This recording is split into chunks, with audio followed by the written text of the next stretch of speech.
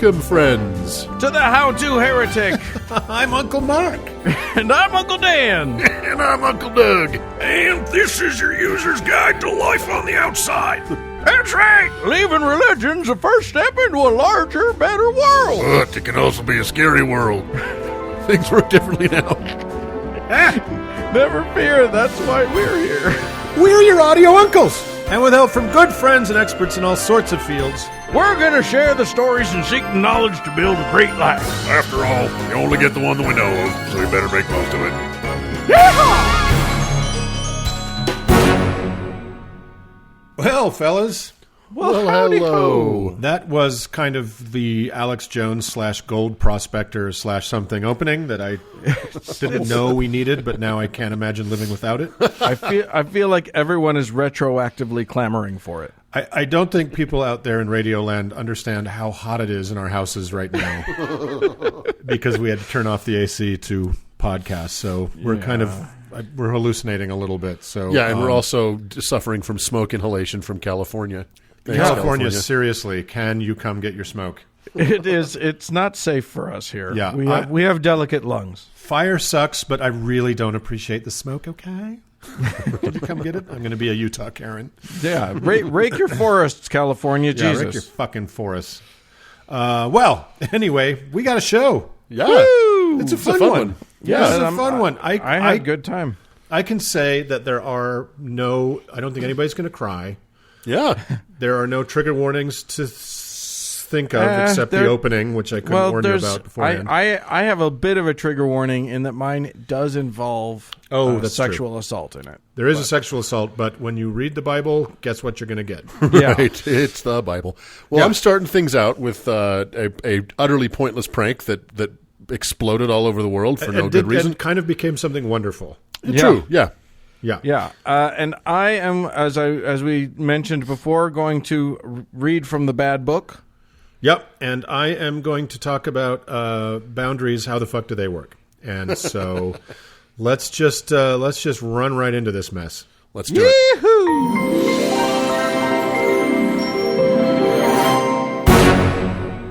Uncle Dan. Yes. There's an old saying. I do know that there's an old saying. That the corn is as high as an elephant's eye on the 4th of July, I think. Is that it? By the by. Isn't that it? I think that if not the letter, it is the spirit is there. It's as high as an elephant's eye, and it looks like it's climbing clear up to the sky. Oh, good. I knew I could rely on you for Oklahoma references. Is that Oklahoma? Yeah, that's Oklahoma. There's no elephants in Oklahoma. I literally, so it says you. There may have been mammoths at one point. According to the Book of Mormon, there were elephants in Oklahoma. Exactly. So you're wrong, and that proves Which is Garden of Eden adjacent. So yeah, exactly. Just check, south. match, love. Well, I guess I'll just take it. Dear Doug, uncles. Why don't you start doing your thing? And anytime you want to start, Doug, that's great. Oh, this goddamn coronavirus has forced us all to figure out different ways to communicate, to test new technologies, and to get good at things that we didn't even know existed 6 months ago. Mostly what this has led to is pantsless business meetings and a Supreme Court justice taking a dump during oral arguments. However, what's that? A Supreme Court justice did that? You didn't hear that? No. I did. Is that a true? Guys, where have you been? During oral arguments that were being done over the conference call, somebody flushed a toilet. Oh. Of the United States Supreme Court? Of the United States Supreme Court. Oh, my God. And this woman did a deep dive trying to figure out who it was, and she thinks it was Justice Souter. Really? Yeah. I would have put money on... well, no, I was gonna say Thomas, but he was asleep. He couldn't have done it. Yeah, exactly. Yeah, he was totally asleep. Maybe it was the ghost of Scalia contributing as much as he did when he was alive. Exactly. The fucking toilet sewage. So yeah, that happened, and we've all learned new things about ourselves and definitely about our coworkers' houses and apartments and attention-hogging cats. We've become masters of your Zooms, your go-to meetings, emails, conference calls, texts, even using Facebook, Twitter, and Instagram to communicate in new ways. Well, uncles, it may surprise you to know that none of these were the first form of mass long-range communication. I'm old enough to remember when my family only had one telephone. Do you remember those days?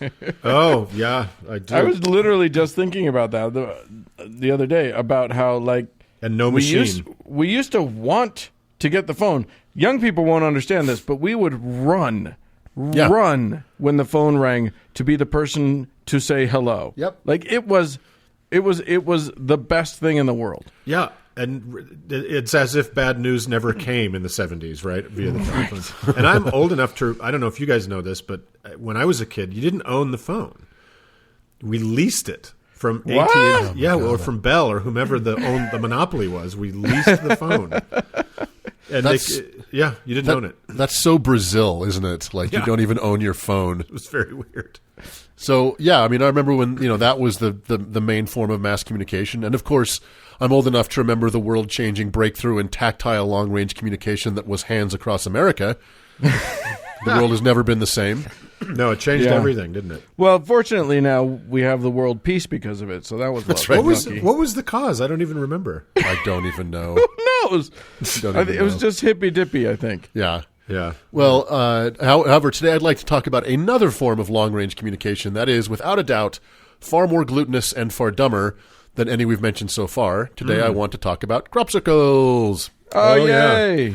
So if you're 55 or over, crop circles are those things on the cover of the Led Zeppelin remasters. If you're over 40, they're those things from that stupid M. Night Shyamalan movie Signs. And if you're under 30, Led Zeppelin was a rock band, M. Night Shyamalan is a movie director, and crops were those things your parents used to eat in the before times. So if none of that rings a bell, well then, come with me, won't you, to a different, and if you can believe it, more gullible time and place than our current moment. Impossible. I 100% don't believe it. You're about to. Impossible. The place is Wiltshire, England. The time is summer 1967.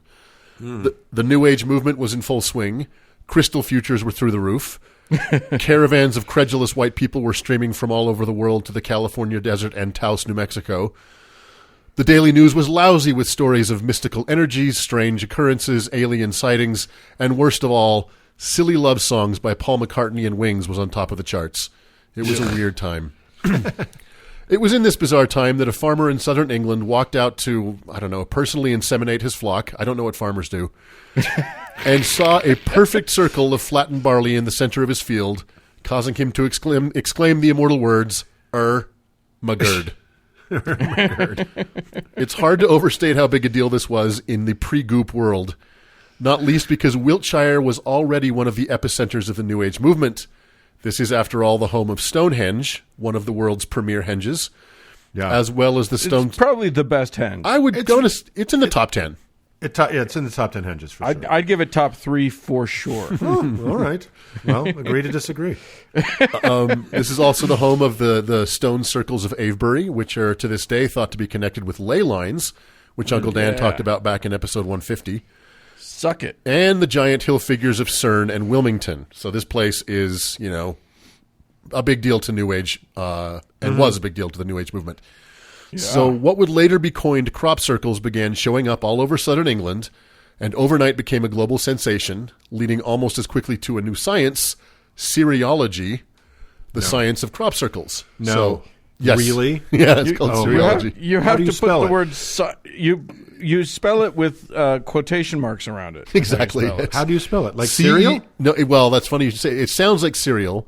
It's cereology. And it's named after the Roman goddess of agriculture, Ceres, right? And not from the fact that the medium of this science is cereal grains, which would make more sense. I was so hoping that was the case. Well, to be fair, cereal derives its name from the same goddess, so there's that. Right, we are.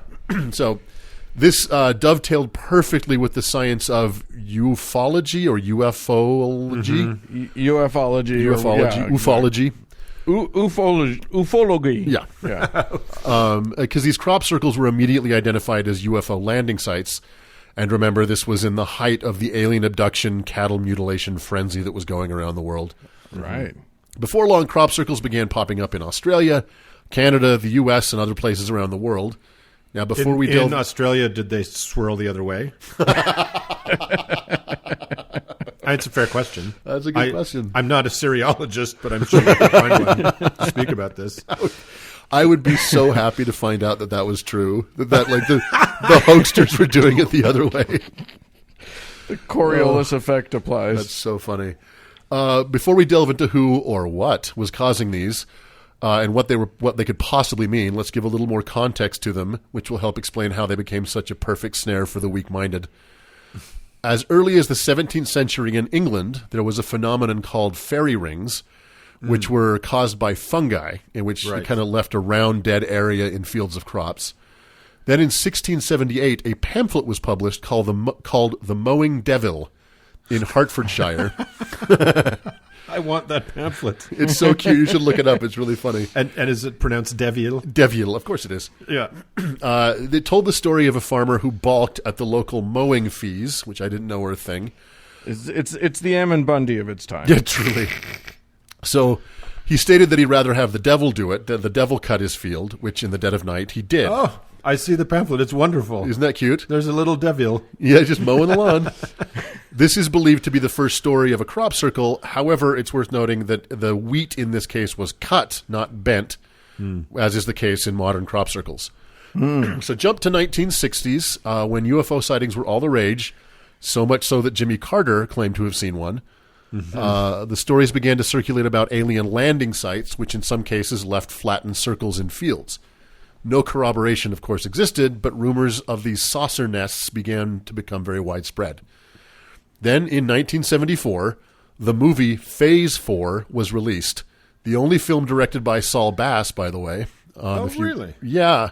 If you know anything about Saul, title designer. Yeah, almost every movie poster of the era was drawn by Saul Bass. Yeah, and he did title sequences. Exactly. Gorgeous, yeah. Yep. He and his wife, yeah. The movie was about a deadly invasion of ants controlled by aliens from outer space and sported not one but two taglines. The first was, "The day the Earth was turned into a cemetery." And It really rolls right off the tongue. I know. Little clunky, but we'll give it Well, to if you him. think that was clunky, It's a first effort. How about the second one? "Ravenous invaders controlled by a terror out in space commanded to annihilate the world." No. It just rolls right off the tongue. Fuck. The only notable thing about this movie is it contains the first known depiction of a saucer nest. Then in the summer of 1976, actual saucer nests began to appear. Actual in the sense that you could walk to one, gaze upon it, and even step inside to soak up residual energy that might be left behind. And boy, did people line up to do just that. Yeah, because if something that traveled across the universe and is likely highly radioactive, Exactly. that's what you want to do, is get some of get, that. Get in there. Well, isn't that the plot of Cocoon? It is. Oh, that's true. Yeah, it's what gave him the blue steel boner. Isn't there a sequel to that movie, The Blue Steel Boner? So farmers were ecstatic to lose, a few percentages of an acre of crops to be able to charge a farthing or two to let people wander around. What was causing these increasingly more complex patterns? Theories ran the gambit from the stupid to the crazy. They were signs of alien landing craft. They were messages from one alien craft to another. Surely the dumbest form of communication. They were Gaia telling us to leave her alone. They were focal points of the Earth's magnetic field. You name it, somebody believed it. Yeah. The aforementioned cereologists maintain that steel cannot burn that hot. Oh, sorry. That wheat cannot bend like that, and only microwaves could account for such a phenomenon. More scientifically minded people sought more logical explanations, such as fungi, or possibly, in the case of the Australian circles, a willy willy, which is apparently Australian for dust devil. Or even possibly, and I am not making this up, crazed Tasmanian wallabies high off opium poppies running in circles. My money's on the willy willy. I love that. I love Australia. Yeah. We need Australia. If we're ever allowed to travel again, let's do a live show in Australia. I love it so much. But they for people who speak English, they literally have a different word for everything. I don't know how the fuck it works. But. It's like a country whose language was written by Dr. Seuss.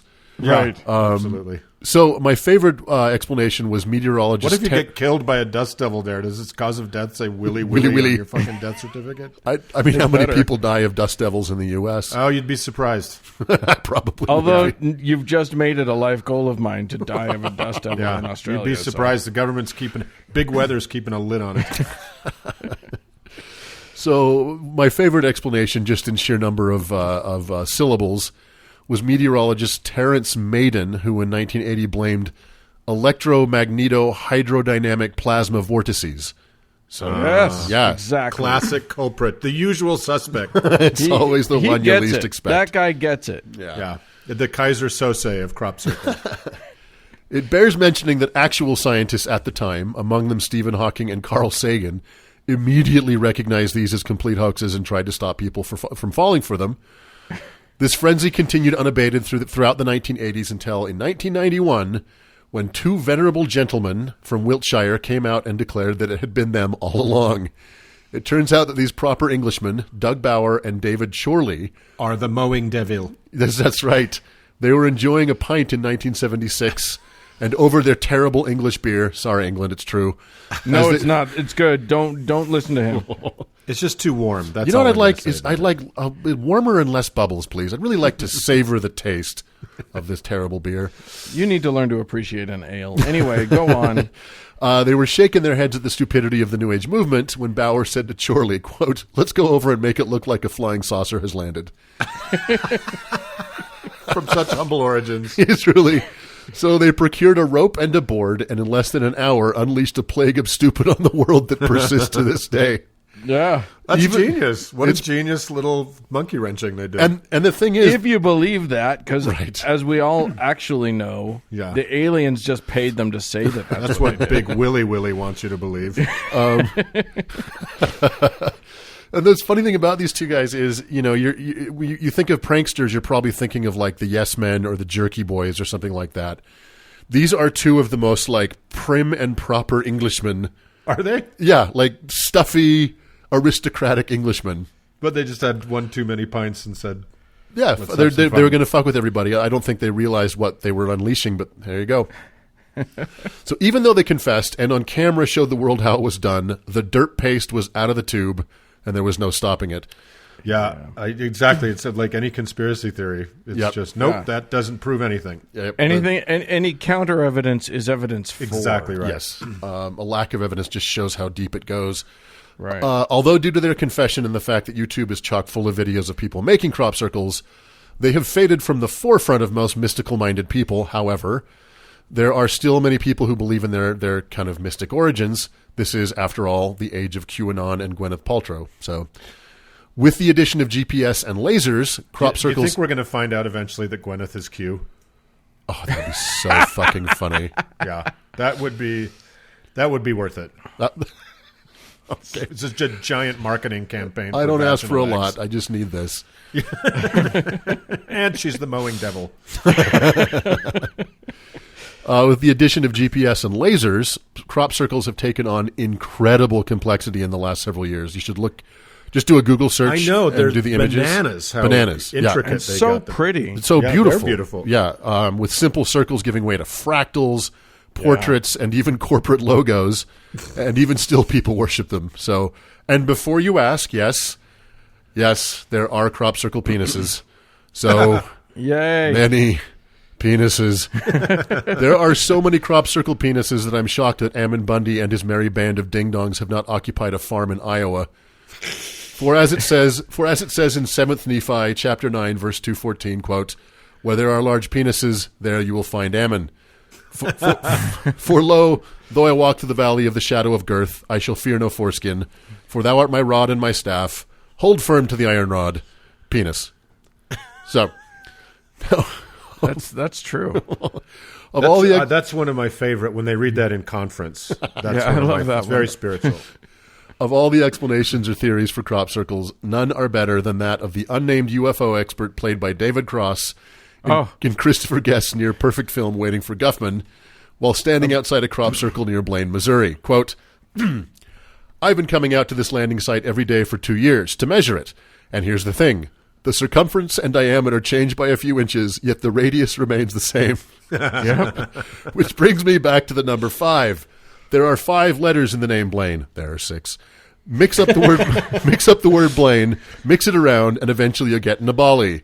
Nabali. That's right. The name of the planet in a galaxy way, way, way far away.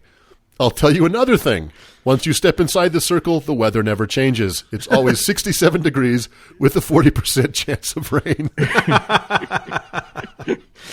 Oh, so there you have it. A prank gone wrong. I don't think anybody's been killed by crop circles except for, Mel Gibson's career. I am telling you, that is a prank gone right. Yeah, exactly. That is Doug, exactly what you want. Do you really think that crop circles made Mel Gibson an anti-Semitic drunk? Is that what you're saying? So, Why not? We've just found a way to bring this conspiracy theory back to the Jews. Yeah, we did it. Yeah. We did it. We did it. It doesn't take many steps. I'm sure the Mowing Devil was accused of being Jewish. So. Totally. Yeah. Well, there you have Seen it. his nose. Well, that was some delicious cereology, and That's some great grade A derp. So Yeah. wonderful All right, people. stuff. Get a board and a rope and get out into your neighbor's field. And go and ruin somebody's crops Yeah. for no reason. Right. Let's fly out of here.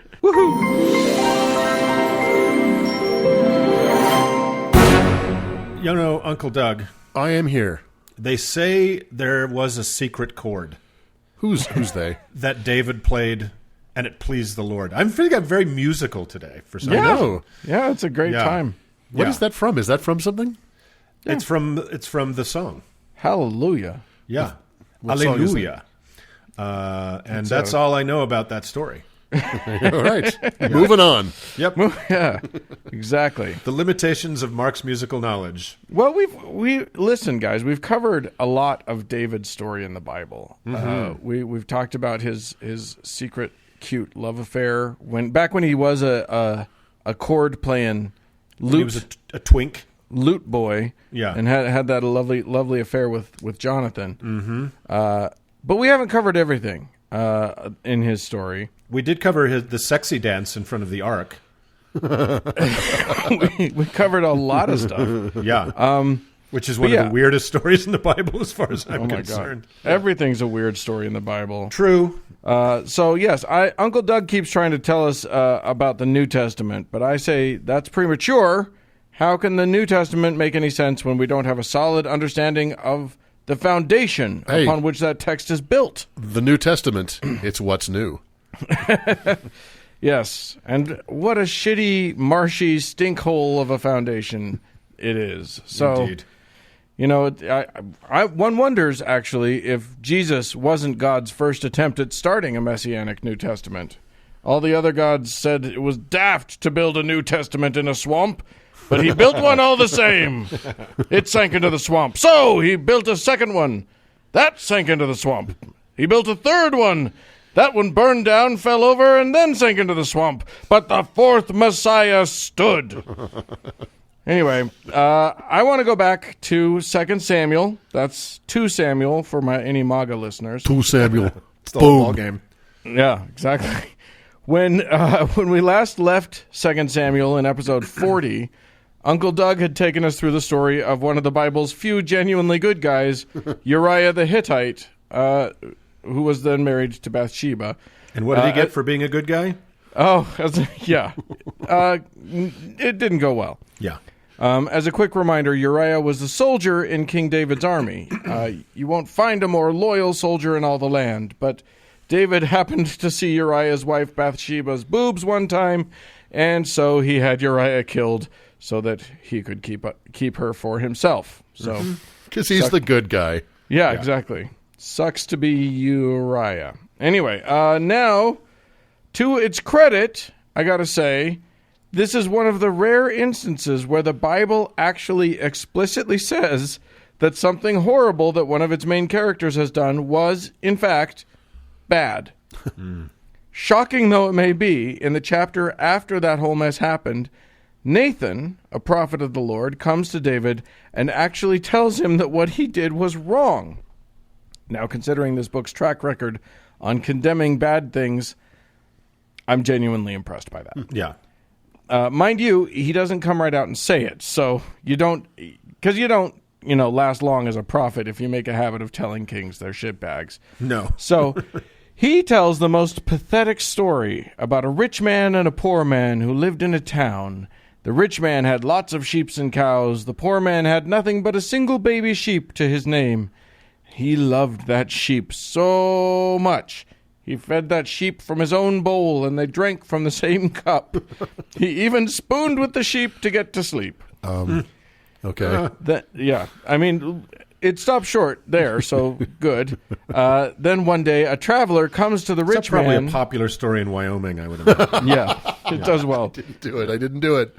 Right? I didn't either, but, somebody's got to spike that set. Anyway, the rich man doesn't want to feed the traveler from his own flock, so he takes the poor man's sheep and kills it and feeds it to the traveler, which is a dick move.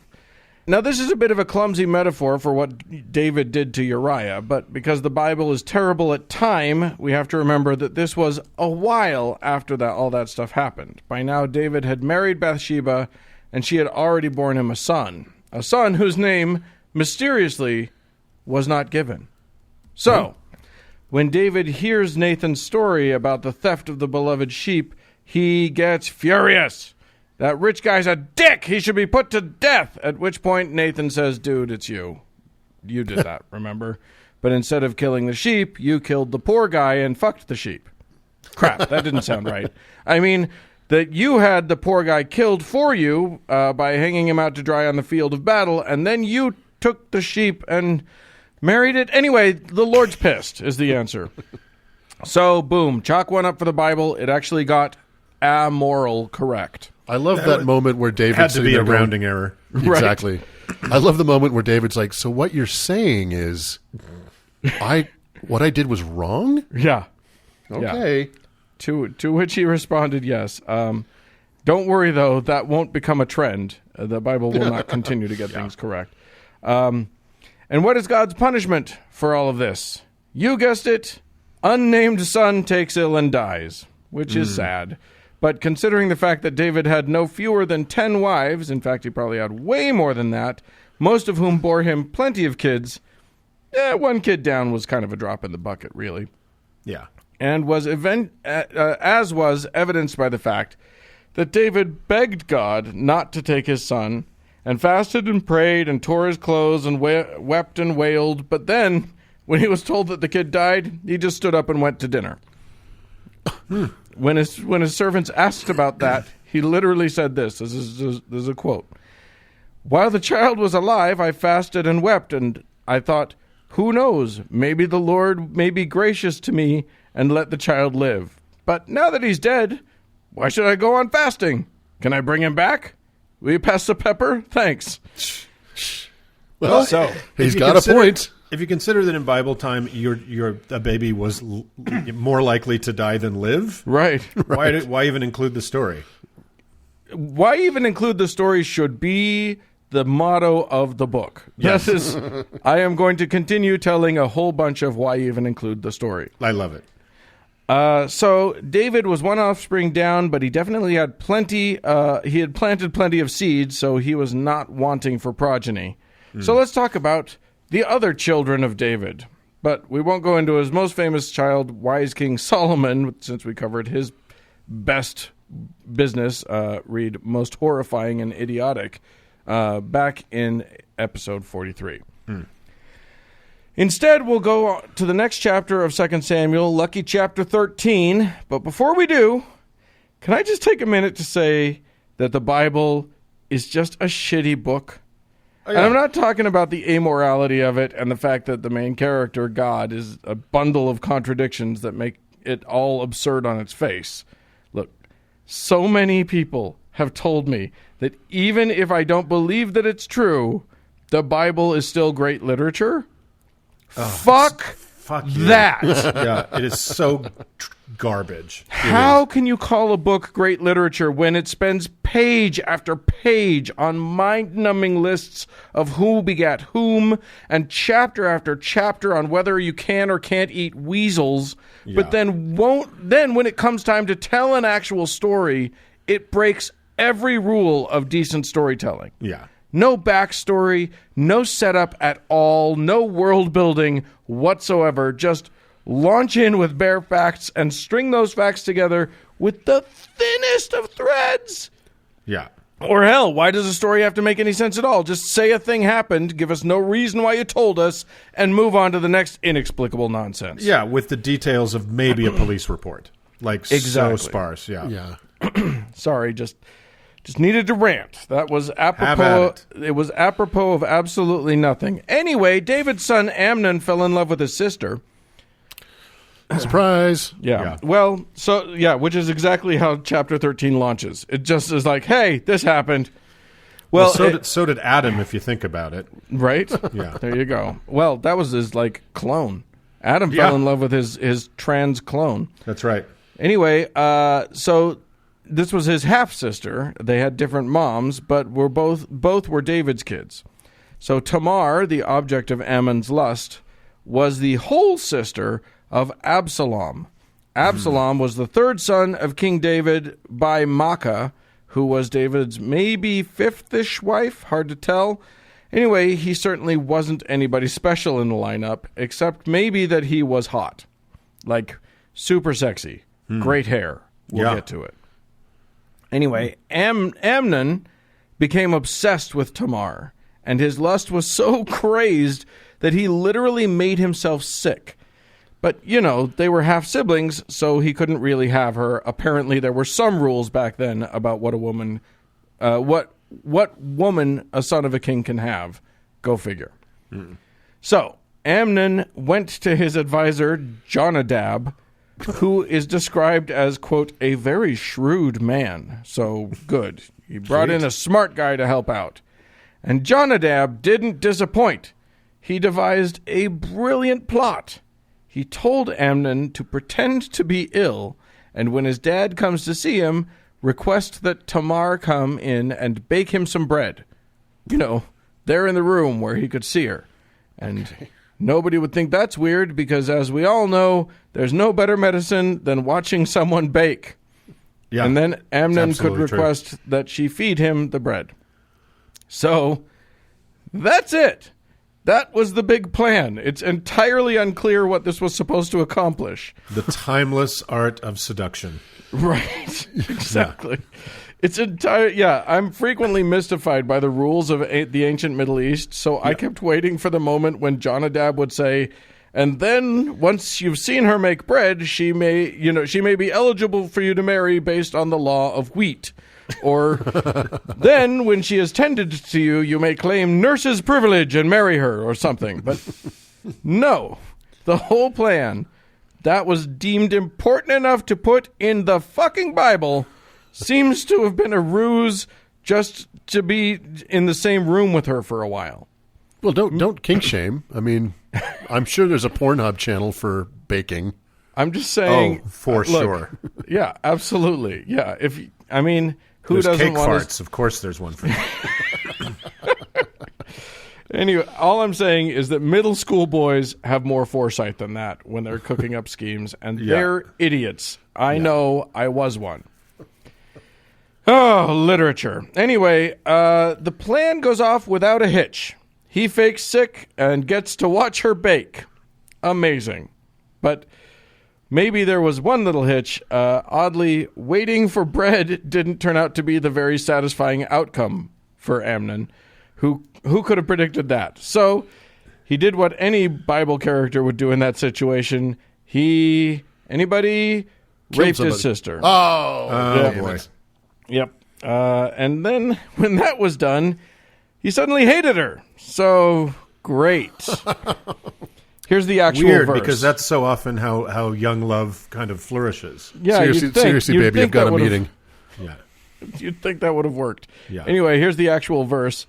Quote, then Amnon hated her exceedingly, so that the hatred wherewith he hated her was greater than the love wherewith he had loved her. Literature, you're right. Yeah, the poetry. And the moral, of course. Yeah, exactly. And then he and Amnon said unto her, arise, be gone. Now, you might think that arising and being gone would be exactly what a woman who had just been raped by her brother would want to do, but no. Those wacky ancient Middle Eastern rules kicked in, And when you're a woman in the Middle East, ancient or otherwise, there's a really good chance those rules won't work out well for you. Not that I actually understand what the rules were. All I know is that when Amnon told Tamar to leave, she begged him not to kick her out, saying, quote, "Sending me away would be a greater wrong than what you have already done to me." So, okay. No. But Amnon summoned a servant and What, had because her it's thrown rude? out. Like, that's just rude. That is, look, you're being a bad host. It's one thing to rape a person, but to be a bad host. And the bread's still in the oven. Yeah, exactly. You said I could watch TV. So yeah, he had her thrown out. Having suffered both of those disgraces, first rape and then the much worse thing of being forced to leave the room where her rapist was, she tore her ornate princess dress and smeared ash on her face and put her hands on her head and went away weeping loudly. Her brother, her other brother, her whole brother, Absalom, comforted her by saying, quote, "Be quiet for now, my sister. He is your brother. Don't take this thing to heart." Lesson from the Bible: when comforting a rape victim, tell them not to worry about it. Boy, men have always been shit. Yeah. Yeah. We are not good. No. So we there have, you go. We have proof. Just chill. Jeez.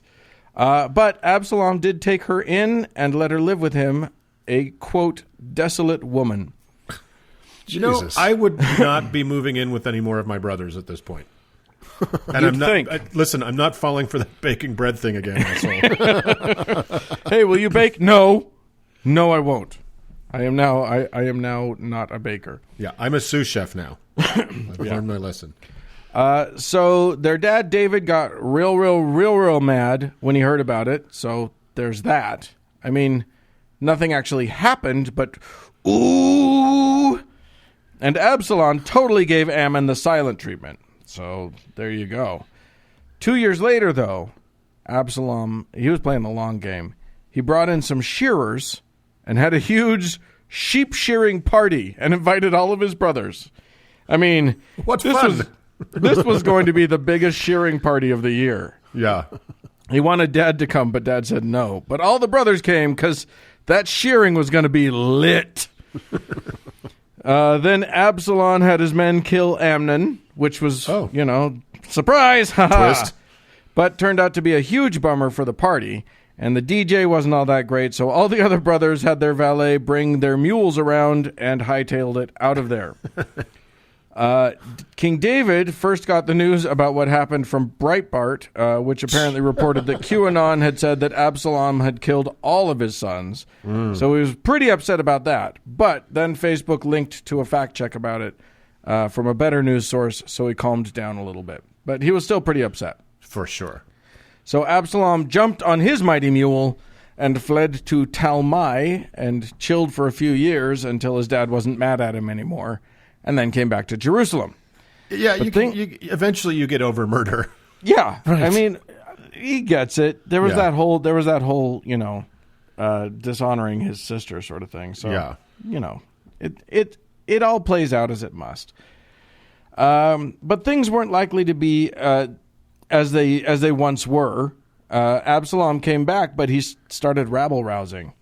People would complain that David wasn't hearing their disputes like a good judge of Israel should, and Absalom was fanning the flames of discontent. He was all, "My dad won't listen to you, so you can't get justice.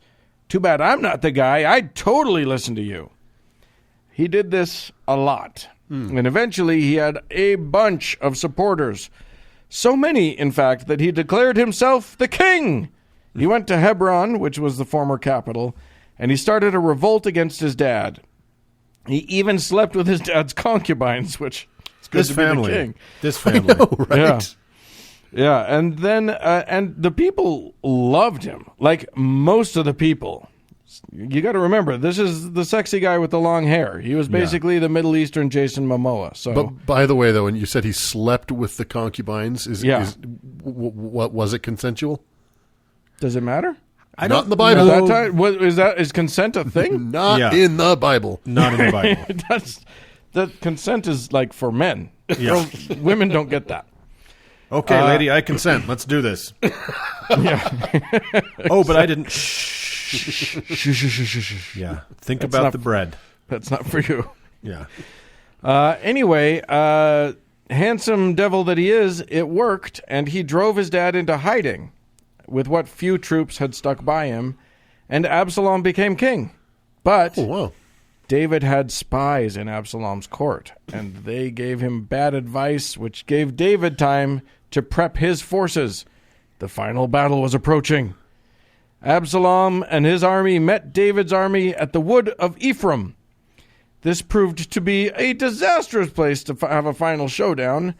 The armies readied themselves, the war horns were blown, and Absalom, astride his mighty steed mule, charged into battle, his glorious hair triumphantly flowing behind him in sexy slow motion. Unfortunately, those lovely locks of his got tangled in a tree, and his mule went running out from under him, leaving him dangling there by his hair. Oh, it's such a Buster Keaton moment, isn't it? It really is. Yeah. I'm sorry, if your mule runs out from underneath you and you just put your feet down, right? No, not in this case. Apparently, he was not tall enough for that. He had unusually short legs. And was just dangling there. So he kind of just hung there for a while until one of David's men found him. And that guy went and told one of the captains in David's army, and they all went and kind of just looked at him for a minute until they figured out what to do about it. Kill his ass. Stupid story. Well, David had said not to kill Absalom, but Absalom had been a dick to that captain, so after he watched him struggle with that tree for a while, he stabbed him to death with 3 spears to the heart. Oh, that'll do it. After that, everything just kind of went back to the way it had been before all this mess, and David was king again. A satisfying ending to a gripping story. Again, why? Yeah, well, that was a fairly pointless What exercise. knowledge does it impute? Like, what moral does it tell? Well, there's that whole thing about riding under a tree when you've got long hair. So that's I don't know if you guys had this when you were young in shop class. They'd show you those films about making sure you tuck your tie in, because we all wear ties, of course. Tuck your tie in before you operate the giant industrial metal lathe.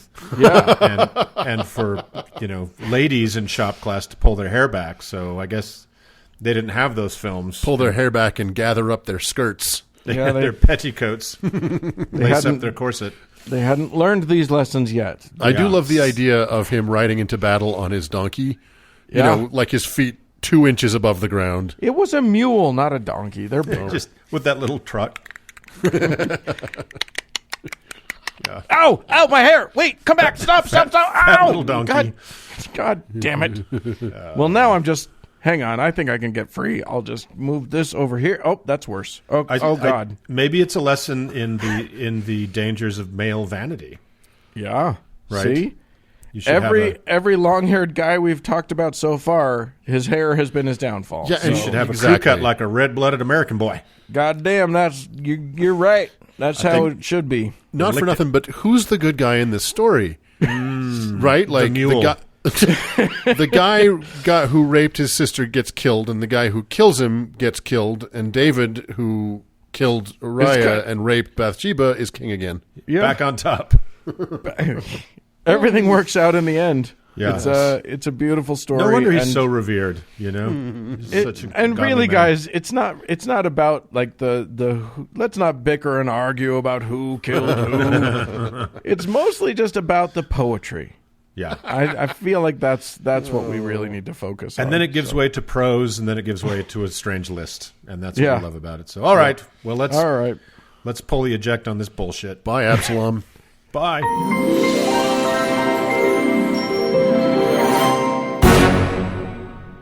Boys, fellas, Yo. hello. Listen, I don't want to linger too long on this, but we got to pass the collection plate around. Dearly beloved.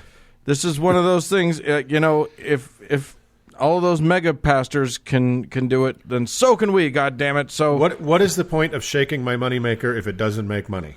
Exactly. So all y'all need to give us your goddamn money, and some of y'all have done so, and we owe some thanks. So thank you so much to Denise, Nicole, Glaurung the Deceiver, Genevieve, and Arsino. Thank you. You guys Thank you, are guys. amazing. You're the wind beneath our wings. You're the gas in our engine. You're and the feet beneath our knees. And if you, listener, who isn't one of them, would like to join them in the noble quest of giving us money, I think you ought to. And the way to do it is to go to howtoheretic.com and click on the support thing.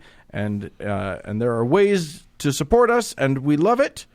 And that if you don't have, if you're on the PPP or whatever, and you don't have a lot of money to give us, that's fine too. But go and write a review. I'm not calling for stars this time. I'm saying yes, you have to give us 5 stars, but also write a review that says nice things about us, so that other people can find us, and that's helpful too. Yeah, and really the stars do help. And if you have an opportunity to do it, it has a lot to do with maths and Algorithms. something called algorithms. Yes. So do that for us. We love you. That's like a digital kiss across the ether, and Yeah. we consent. Indeed. Yes. So thanks so much, you guys. Let's move on.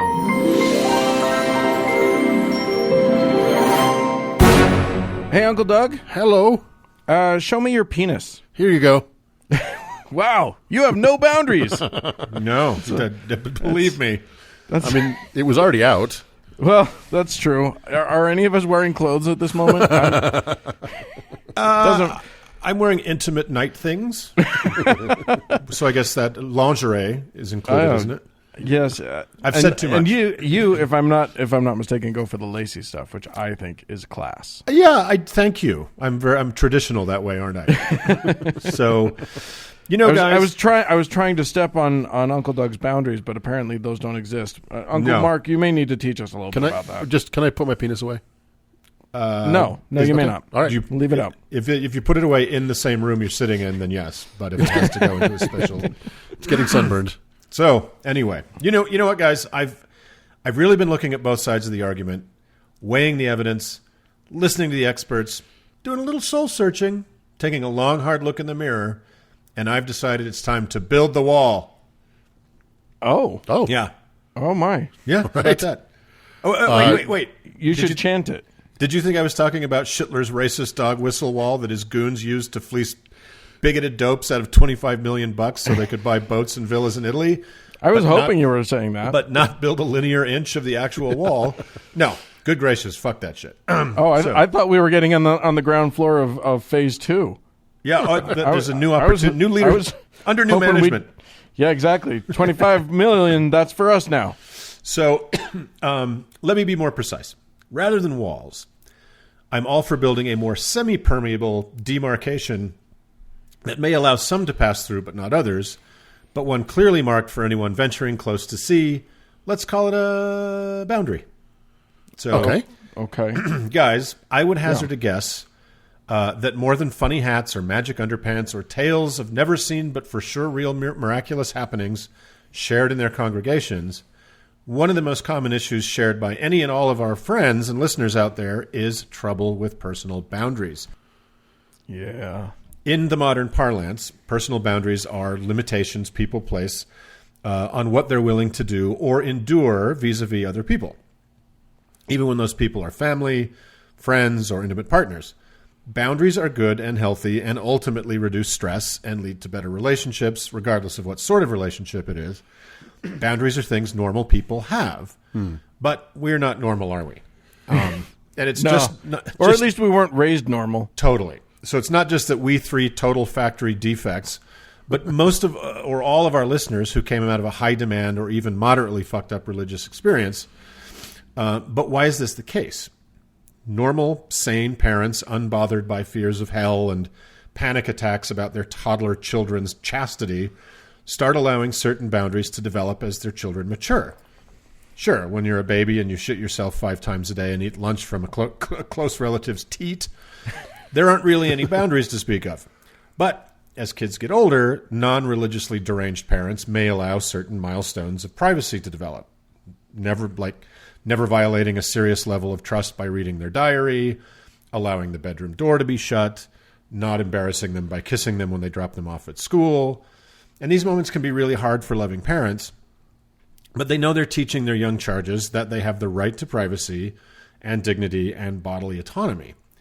But if like suckers, idiots. Why would you teach that? But if, like me and Doug, you were raised by sex-panicked, hysterical religious xenophobes, these ideas were never really instilled in you. In fact, quite the opposite. Many of us are taught from our earliest cognition that we have none of those rights. The idea of them even existing in abstract is inconceivable to those raised in high-demand or cultish environments. Doug, AKA good parenting. Good parenting. Doug, were we ever allowed to close our bedroom door? No. Did you possess a single object or square inch of space that was off limits to constant invasion and confiscation by our saintly parents? Nope. We had our rooms tossed on the regular. Yeah, they seriously, like a prison. They would toss The our wardens rooms. would come. Yeah. And let's just take the Mormon example. Just before the age of 8, a lifelong series of one-on-one interviews with your Mormon bishop begins. They're usually twice yearly and continue throughout your entire life. Mormon bishops, unless by some quirk of professional happenstance, do not have any experience or training in child and family therapy, how to spot at-risk or endangered children, or anything of the sort. They are lay clergy called up for a few years at a time to serve in the role, and they normally have full-time jobs as lawyers or car salesmen or dentists or whatever. Mm-hmm. And from the waning days of age 7, they are part of a larger community effort to groom children to never expect to have boundaries in their lives. Yeah. I use the word grooming very intentionally, a word normally used to describe how pedophiles develop their targets, right? Yep. This is a very similar behavior, instructing children, pre-adolescents, and adolescents that they have no right to privacy, that their bodies are not remotely their own business, and even their emotions and fantasies are to be presented to an adult authority on demand. By early adolescence, bishops' interviews are nightmarishly pointed and should be legally way out of bounds, asking unaccompanied children about masturbation, sexual fantasies, as well as a host of other probing, quote, moral inquiries, right? Totally. And also, like, just as a quick aside from my own life, ratting each other out. Oh, yeah. For sure. You're literally like, yeah, it's about as bad as violating as it can get. Anything you tell that bishop, you can 100% expect is going to be by the time you walk home, your parents are going to know about it. Yeah. And then after that, Mormon boys and very often girls then spend 2 years on a mission, sleeping in the same room with a random companion, showering with the door open, and just maybe get to close it when they're taking a shit. And prior to that, in middle school and high school, dating is a highly scrutinized pantomime of normal developmental sexuality, if allowed at all. What one can read, watch, or listen to is more tightly controlled than the purchase of automatic weapons, which is, of course, encouraged. If you're stupid enough to keep a diary in a Mormon household, be prepared for that to be read on for your bishop to bring it up on your next mandatory interview. Oh, my God. Right? Totally. Mormon home teachers, essentially a couple of appointed spies, will show up at your home unannounced throughout your entire life, insisting whatever is going on stop, and you indulge their presence and prying until they endeavor to leave an hour or so later. We should really do a deeper dive into that phenomenon sometime. I hated the home teaching. It reminds me nothing less than when in a movie when like the secret police in the Soviet Union come by your house. Yeah. And they come in and they're just looking at everything, you know, like they've got a pen and they're kind of pushing things around with it. Totally. That's really funny because I was always oblivious to that side of things, and it was always just, you know, nice guys would come over to your house and they'd smile and your parents would smile and love them, and everybody would shake hands and you'd pray, and it was boring, but like it always, and I never thought of anything nefarious from it, but looking back on it, I can see that, like, yeah, there was a lot of, I mean, Mormonism was all about reporting on each other, on the self. It was all Everything was a snitch. Yeah, and so, Yeah. I mean, and it wasn't like they were trained. You were just programmed this way from youth. And I don't mean to derail this, just really quick, like, you would look and see what their VCR videotape collection was to see if there were any R-rated movies. Yeah. You just kind of program that way. Yeah, and actually, I talked about this with Bryce Blankenagel a while back, that it was actually started after the the Mormon what was it called? Brigham Young came out here and made everybody get rebaptized, Right. and then home teaching was started then to basically have people spy on you, right? And That was really nice of them. It was so great. So continuing on, large Mormon families will just show up in the maxi van unannounced, wanting an evening's conversation and often dinner. We even had, Doug and I had out-of-town cousins that would be on the road and appear wanting to stay for a week without a phone call, right? Yes. So not a fucking boundary in sight. So now by early adulthood, you've been trained and, yes, groomed not to even think of erecting so much as a speed bump between illegitimate authority and your inner self. Nothing is off limits to those who feel empowered to take from you. Not your bedroom and what goes on in it, not your finances, not your politics, not your fantasies, your doubts, your emotional and even physical labor, and your precious time. All that is to be surrendered on demand when an authority figure says so. Well, that's fucking horrible. While these examples have a distinctly Mormon flavor, that flavor being simply a Campbell's cream of mushroom soup-based casserole, I would reckon these sorts of coercions and intrusions are very familiar to our ex-evangelical and ex-JW and ex-Adventist listeners, etc. So now we find ourselves set up and groomed for a lifetime of getting trampled, exhausted, lectured, and essentially stolen from by shitty people, or maybe even not so shitty, like parents who came out of the same pattern of abuse and conditioning and don't realize how intrusive and emotionally vandalizing they're being. Right. Right? We didn't know that we had the ability to say no. Well, the highest authority in your life tells you that's how it's supposed to be. Yeah, from childhood. Yeah. And your parents reinforce it, your grandparents reinforce it, your neighbors reinforce it. So, but now that we're adults and we've left the religious institutions that groomed us for this life of compliance behind, and for the most part moved out of the houses of the parents who were actively complicit in this, quote, loving act of sabotage, and we're out in the real world, let's talk about building that fucking wall, shall we? Yeah, because now we're the utmost authorities in all of our listeners' lives. So they have to listen to us now. Yes. So I need to know everything about what's going on in the bedroom. So how do we start? Well, speaking from experience, it ain't easy. Especially with friends and family still in whatever anti-boundary controlling tradition you've left. For me and Doug, and again, ours is an extreme case, after years of trying, the only boundary our immediate family would even partially respect was total removal from our lives. But Doug can testify that was after 1,000 attempts to establish some level of respect that they ultimately could not and would not muster.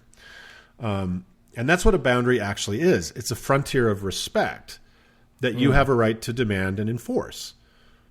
Since religious parents and family never even understood the concept, grabbing the wheel of interfamily relationships and jerking it away from the expressway to Crazy Town is extremely difficult. Yeah. You will So be hard. met with resistance.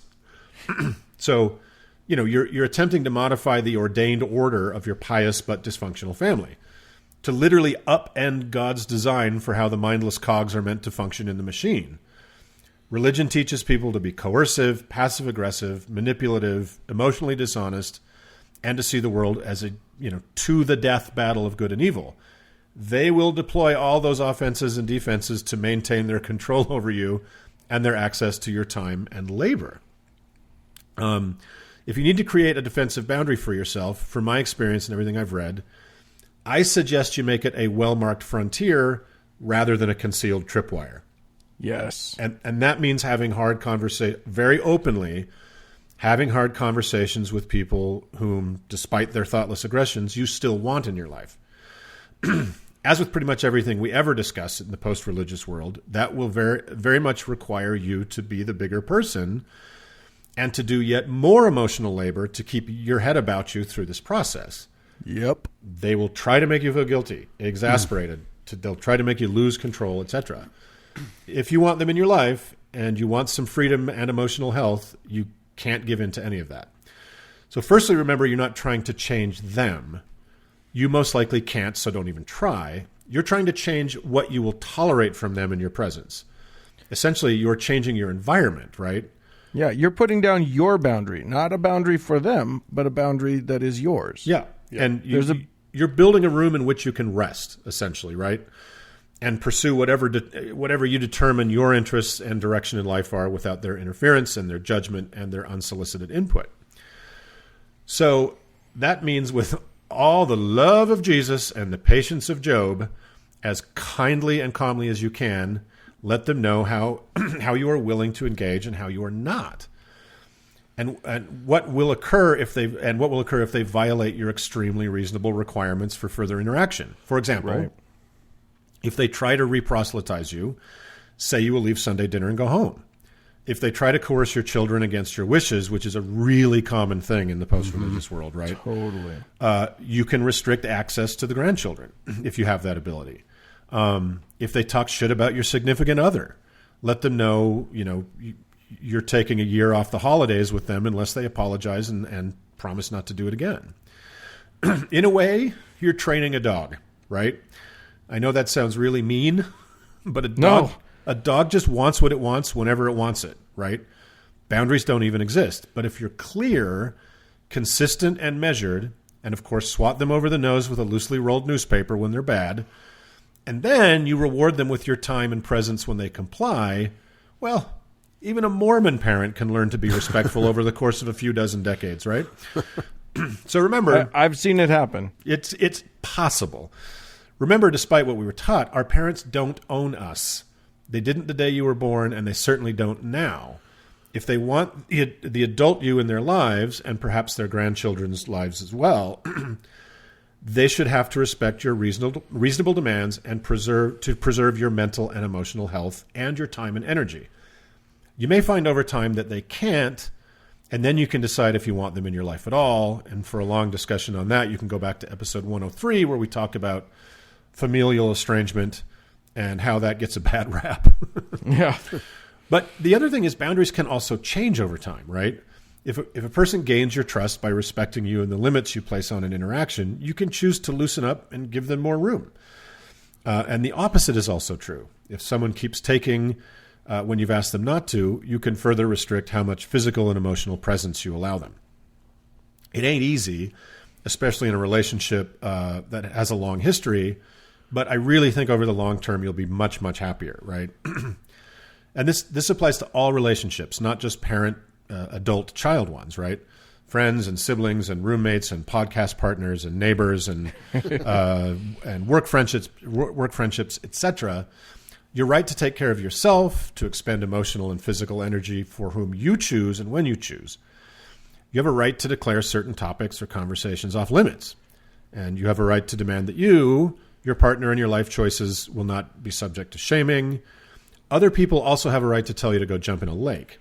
And again, you can reevaluate having these people in your life, right? Yeah, because this isn't about like you get to say something and then they don't get to do anything about it. This is just you get to decide what you are willing to do. Yeah. And they get to decide what they're willing to do.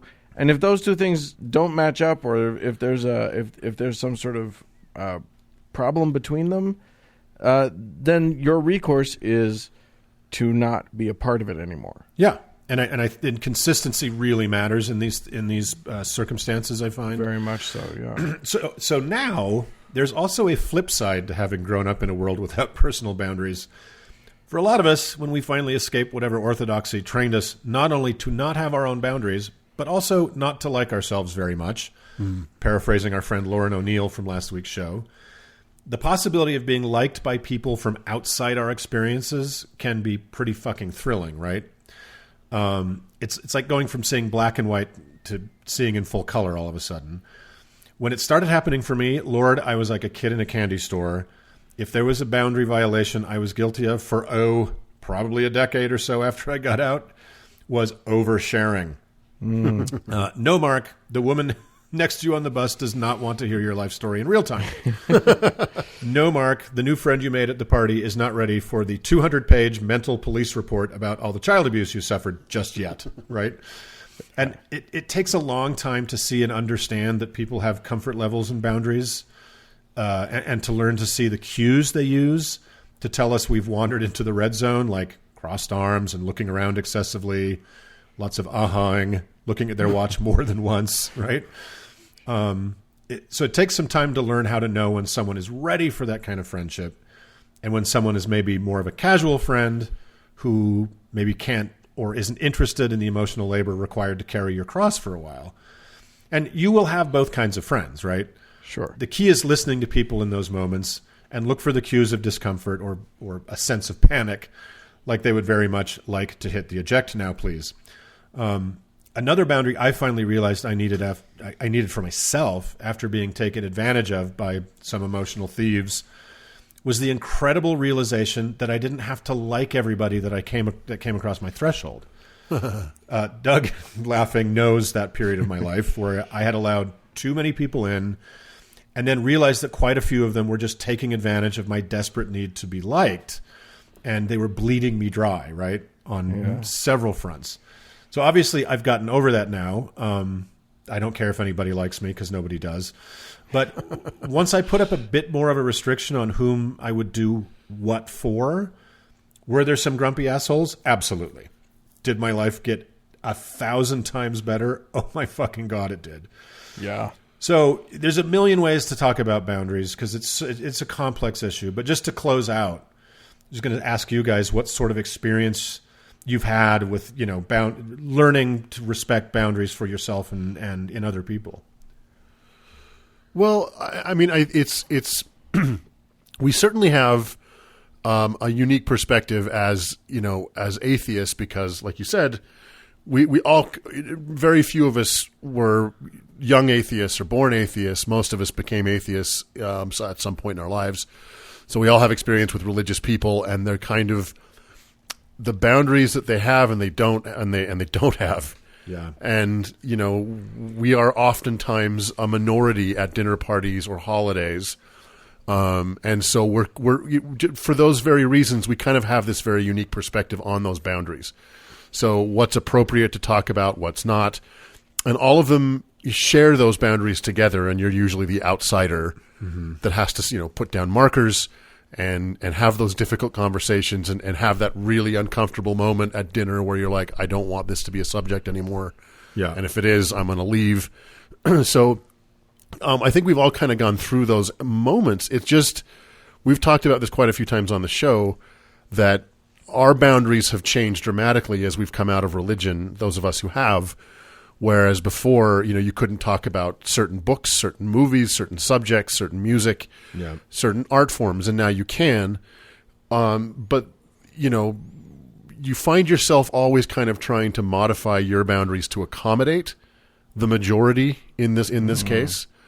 But I think it's very empowering when you finally say, you know what, exactly to your point, Mark, this is all I'm going to take. This is where I'm drawing this line. And I ain't taking no more. Right. Like, I don't want you to proselytize to me anymore. And I don't want you to talk to my kids about that stuff anymore. And you know what I mean? There's a true, it's hard and it can be very painful, but it's incredibly empowering. Yeah. And especially you've grown up in this family. You just think this is the way it's always got to be. It doesn't. Mm-hmm. Right. Right. And they're going to complain and say, this isn't how we do it, and blah blah blah, and they're going to feel horribly hurt and offended, and I get that, and that's real for them. So it's not like you should just ignore that, but you can guide them through this process, through the process of your boundaries being set down, and and here's the thing: it gets so much easier as you go on. The first few times can be just super hard, incredibly hard. Yeah.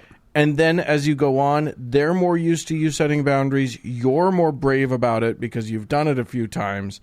And then it gets fun and it feels good and it feels strong and it feels great. Super empowering. And then, especially with people you really, really want to keep in your life, it is an act of kindness to help them learn to be kind, to ask them to be kind to you.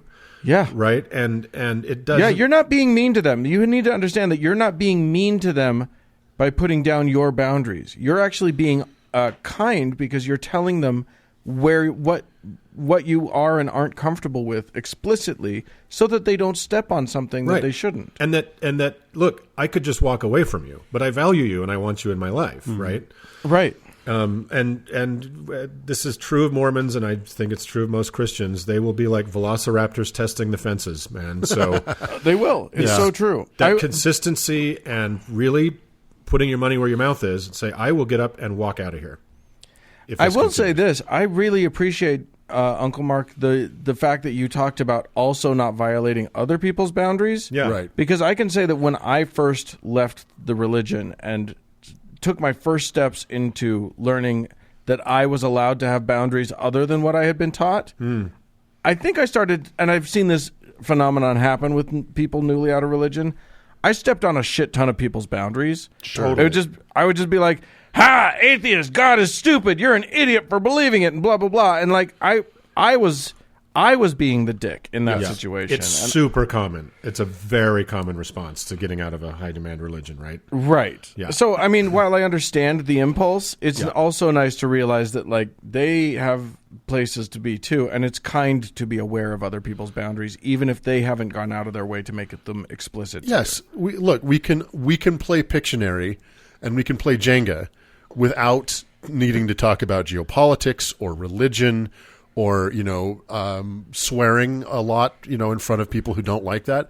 It turns out that you can enjoy each other's company just for the sake of each other's company. Well, and you can actually have have those conversations as long as you are right in your head with knowing you're not trying to be provocative. Right. Yeah, right. That it's you can have the conversation. If it gets too heated, you can say, okay, let's talk about something else. But Dan's totally right. It's like, you're not the only one with boundaries. Exactly. Yeah. And you need to respect that other people have a right to kind of a level of comfort in their own home and in their own life. And that doesn't mean that they have the right to tell you how you have to be. So, if it's a balancing act, and that's the thing. It's a negotiation. At some point, when I realized that I, as a no longer Mormon person, could say whatever fucking swear words I wanted to say, I felt there's this thing where you feel like, well, I've learned that I have this right. Yeah. How dare anybody ask me to monitor my language around them just because they're pussies about it or whatever doesn't mean I have to watch what I say. Well, no, that's not how it works. Yeah. They have the right to sort of put down their own boundaries, and if their boundaries are that it hurts them to hear certain words, if you want to be around them, respect their boundaries, and every now and then I let a swear slip in front of my in-laws or whatever, but they know that I'm trying, and so I say sorry, and they say okay, it's fine, don't worry about it. Yeah. And that's kind of how it goes. You know what I mean? But yeah, it's always a negotiation. Every relationship that you have involves negotiation. And everybody's got rights to have kind of, under their own roof, kind of how they like things to run. And some people want you to take your shoes off. You know what Those I mean? are called Like Canadians. Yeah. But you know what I mean? Like it's a sign of respect, and if you want that respect in return, you got to give it. And like you said, it's a negotiation. And as hard as it might be in relationships that have some toxicity in it, right? Where Right. you have a lot of resentment maybe, or a lot of anger towards a certain person. It's really hard to see their boundaries as legitimate. But I think hopefully you're going to get some respect back by paying some, right? Well, and let's all remember the fundamental truth that when your relatives, whoever we're talking about here, have a prayer before the meal, when they bring up certain subject, they are trying to proselytize to you. But no different than if you were to bring up, Christopher Hitchens, what he said about a certain subject, you're trying to convince them too.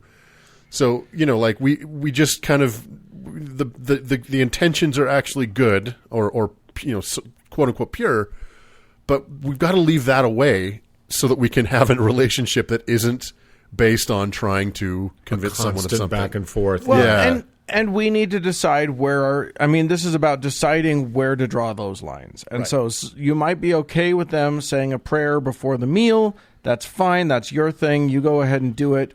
But don't ever call on me to say the prayer before the meal. Yeah, if you're in somebody else's house and they decide they want to have a prayer, I think it's pretty shitty, in my opinion, to make a big deal about that. Yeah, I wouldn't. Yeah. I'm not advocating saying, how dare you? I'm just saying that the fact of the matter is, or humming the La Marseillaise while they're doing it or something. Yeah, exactly. Don't be an asshole. But we are all trying to proselytize each other at the end of the day because we all feel like we're right. So if that can very much poison a relationship if it can't be managed correctly. Yeah, and if it can't be managed correctly, maybe that's not a relationship you should be in. I guess. Yeah, that's the point. And that's and in the end, the final solution, if you can't reach an agreement, is to walk away. Yep. Mm-hmm. So there you go. All right, that's, boundaries. Dipping a toe in the idea of boundaries, which is pretty new to a lot of our friends. So there we are. And that does it. I'm walking away. Get out of here. I don't like it when we talk about boundaries. So now you're making me angry. All right, this is done. I'm putting down a boundary. All right, we're done. Bye.